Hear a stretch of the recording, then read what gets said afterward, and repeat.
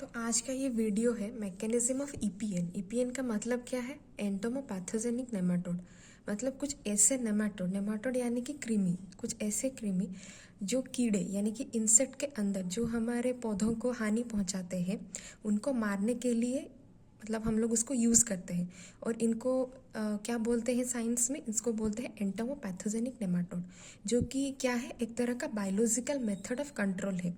और ये इंसानों को कुछ भी हानि नहीं पहुंचाता है और ये पूरा इको फ्रेंडली है। तो आइए जानते हैं इसका मैकेनिज्म क्या है। तो पहले क्या करते हैं, हम जिस इंसेक्ट पेस्ट को मारना चाहते हैं या फिर जिसको हम एलिमिनेट करना चाहते हैं, उसको सिलेक्ट करने के बाद उसके अंदर हम इस नेमाटोड को, हमको इसको छोड़ना है। तो पहले हमको क्या करना है, एक ऐसा नेमाटोड को हमको सिलेक्ट करना है।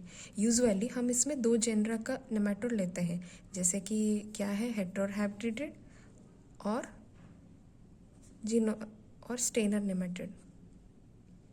ओके, उसके बाद क्या करते हैं ना, इस नेमाटोड को उस इंसेक्ट के अंदर हमको छोड़ना है। और ये नेमाटोड उसके अंदर जाएगा कैसे? उसके नेचुरल ओपनिंग के थ्रू। क्या क्या है, जैसे कि माउथ, एनस और स्पाइरकल। हमेशा सब लोग क्या सोचते हैं कि ये नेमाटोड ही जाके इंसेक्ट को मारेगा। नहीं, उस नेमाटोड के अंदर हमको एक बैक्टीरिया को छोड़ना है, वही जो कि इंसेक्ट के लिए पॉइजनस है, वो इंसेक्ट को मारेगा।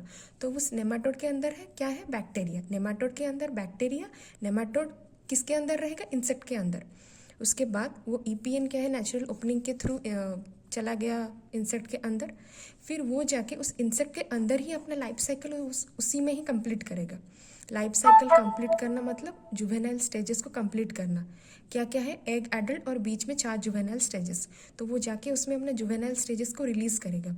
उसी बीच जो बैक्टीरिया वो क्या है, उस इंसेक्ट को मारेगा। मारने का क्या ज़रूरत है? ज़रूरत इसलिए है क्योंकि नेमाटोड के पास न्यूट्रिशन खाने को कुछ नहीं है, लेकिन जुवेनाइल्स को डेवलप होकर एडल्ट भी तो बनना है ना।